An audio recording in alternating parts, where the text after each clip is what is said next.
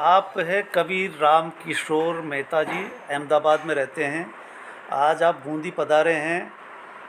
आप ख़ास करके हम जो वृद्धों की दुनिया की बात करते हैं, साज का सफ़र की बात करते हैं, तो उसमें मुझे बूंदी शहर में गणेश लाल गौतम मिले थे, जो अक्सर कहा करते थे कि मैं लगभग स्वर्ग में ही हूँ मीणा जी, ये शब्द थे उनके।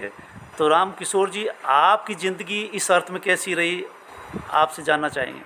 मेरी ज़िंदगी बिल्कुल स्वर्ग में है, और स्वर्ग इससे बेहतर जगह नहीं हो सकती जितनी मेरे पास है। मेरे पास एक बेटा है, एक बेटी है, दोनों डॉक्टर हैं, और दोनों मेरा आदर करते हैं, दोनों मेरे साथ जो है और आग्रह करते हैं कि मैं उनके साथ में रहूं।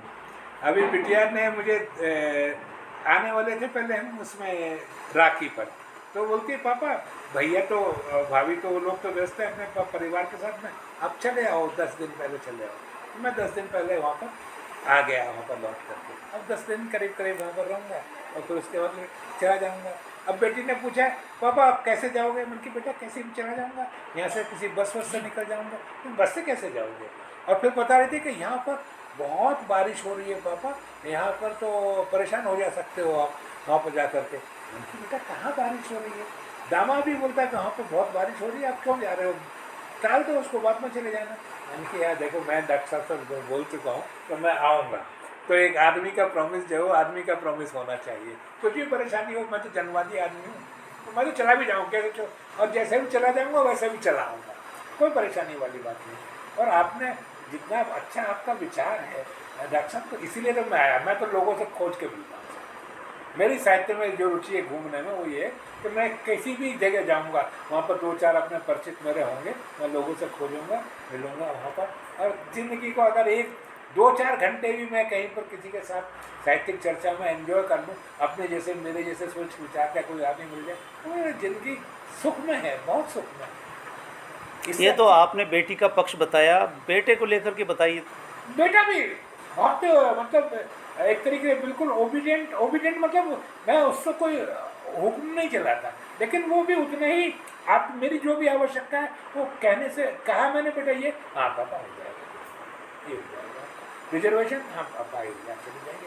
कभी ना मेरा रहा, कभी ये नहीं बोला कहाँ जा रहे हो क्यों जा रहे हो ना, आपकी अपनी ज़िंदगी है, आपका अपना अपना सुख है, अब आप अपने सुख से अपनी ज़िंदगी जी। और वो मैं एक बेटी का एक संस्करण आपको सुनाना चाह रहा हूँ जो बहुत उपयोगी है और जो हर एक बच्चों को सुनाया जाना चाहिए। मैं कटनी में रहता था अपनी पत्नी के साथ में, ये मेरी पुत्र वधू और पुत्र यहाँ रहते थे, और मैं कभी कभी जब फ़ोन करता तो बेटे को फ़ोन करता, कभी बोलता कि बिटिया से बात करो। बिटिया से मतलब ऋतु नाम है, मैं ऋतु से बात कर रहा हूँ, बिटिया ही बोलता था, बिटिया से बात करो। एक दिन गलती से निकल गया कि बेटा बहू से बात करो, तो बेटा बोलता है कि पापा बहू कह रहे हो, और वो भी वहीं बैठी हुई थी, पापा बहू कह रहे हो। मुझे बेटा गलती हो गई, गलती हो गई बेटा, मतलब बेटी कहना है, बेटी ही कहना है, बेटी ही कहना है, वो बहू कह रहे हो ये उसने पहली बार सुना ना, तो उसकी शिकायत उन लोगों की कि हम बहू कह रहे हो, बेटी की तरह रखता है। तो ये है राम किशोर जी मेहता, जिन्होंने करीब करीब 30 किताबें लिख दी है।